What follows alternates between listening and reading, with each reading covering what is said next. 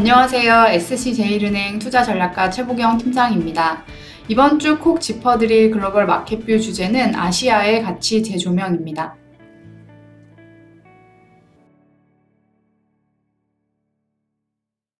상반기 중에 시장의 예상보다도 양호한 흐름을 이어왔던 미국과 유럽 증시가 7월 들어서는 좀 지지부진한 성과들을 보여주고 있습니다. 가장 큰 요인으로는 이제 제조업 지표들이 좀 부진한 모습을 보이고 있다라는 점입니다. 앞에 보시는 것처럼 이 까만색으로 표시된 미국의 ISF 제조업 지수가 46선까지 좀 내려오면서 기준선 50선을 하회하는 수준을 보이고 있습니다. 이렇게 좀 제조업, 경기에 민감한 제조업 지표가 좀 부진한 흐름을 보이고 있는 가운데 긴축의 강도는 계속해서 높아지는 모습입니다.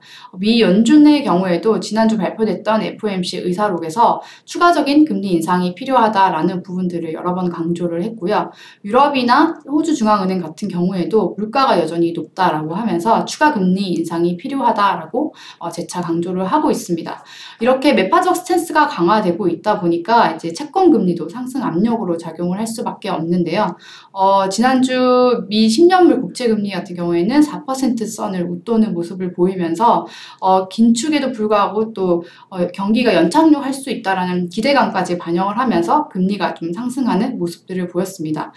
다행히 이제 금요일에 발표됐던 이제 공식 고용 보고서에서는 이제 예상치보다 좀 낮은 수준의 고용 지표가 발표되면서 목요일에 있었던 우려감은 소폭은 해소되는 모습을 보였지만 여전히 좀 고용 시장 자체가 좀 식지 않고 있다라는 부분들이 재확인되면서 당분간 좀 금리 변동성이 높게 유지될 가능성이 높을 것으로 보입니다.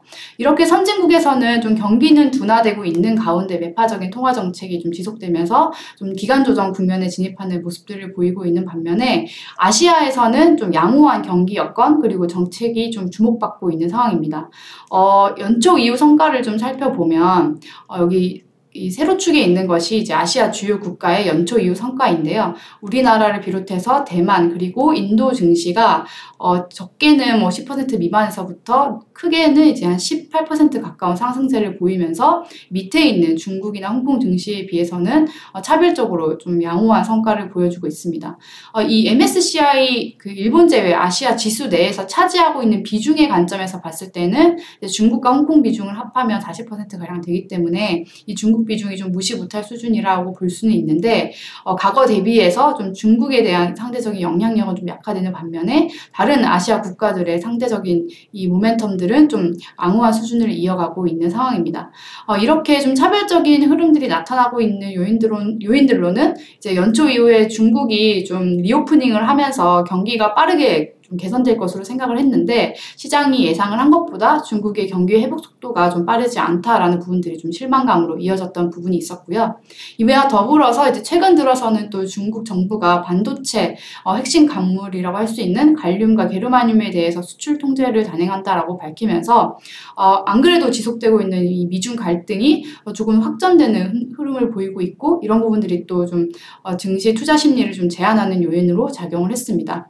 저희들은 이런 지정학적 이슈들이 단기에 투자 심리를 저해할 수는 있겠지만 금융시장에 미치는 구조적 영향력은 좀 제한적일 것이다 라는 입장을 좀 말씀드리고 있고요. 이러한 지정학적 이슈보다는 최근에 이제 중국에서 좀 나타나고 있는 이런 미묘한 변화들에 좀 더 주목을 해야 된다라는 말씀을 드리겠습니다. 크게 세 가지 요인들을 살펴볼 수가 있는데 중국의 이제 통화 정책을 결정하는 이 인민은행이 앞으로 이제 총재로 좀 선임하려고 한 그 후보 인물로 이제 미국에서 공부를 하고 왔던 판공동 후보를 후보로 좀 제시를 했고요. 이런 부분들은 앞으로 인민은행이 좀 완화적으로 통화 정책을 이끌어갈 수 있다는 가능성을 높이는 요인으로 작용하고 있습니다.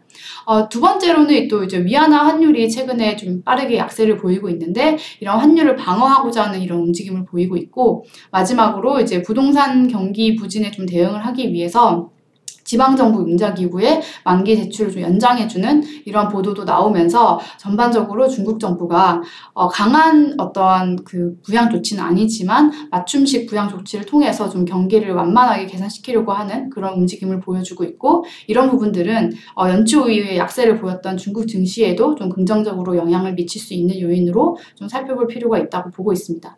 그래서 요약을 해보자면 이제 앞으로 이제 이번 주 들어서 이제 2분기 실적 시즌에 좀 들어서 들어서면서 앞으로의 증시 흐름이 좀 결정이 될 텐데 상대적인 관점에서 봤을 때는 좀 아시아 증시가 좀 선진국 증시 대비해서는 밸류에이션 측면이라든지 정책 모멘텀 측면에서 봤을 때 좀 모멘텀이 좀 더 나은 우위에 보이고 있다라고 볼 수 있고, 특히나 일본이나 중국, 인도, 한국을 포함한 주요 아시아 주식에 다각화된 접근을 좀 하는 것이 하반기에서는 좀 긍정적인 투자 성과를 기대할 수 있는 부분이다라고 예상이 되고요. 그리고 이제 채권 측면에서 봤을 때는 최근 금리가 4%선 빠르게 돌파한 만큼 최근의 상승 구간을 좀 듀레이션이 긴 채권을 통해서 좀 투자 기회를 확보할 수 있는 그런 수단으로 활용하시는 것도 좋은 대안이 될 수 있을 것 같습니다.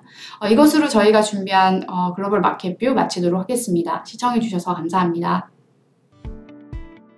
자세한 내용은 SC제일은행 모바일 뱅킹 자산관리 정보 페이지 또는 영상 본문에 제공되는 링크를 통해 확인하시기 바랍니다. 시청해주셔서 감사합니다.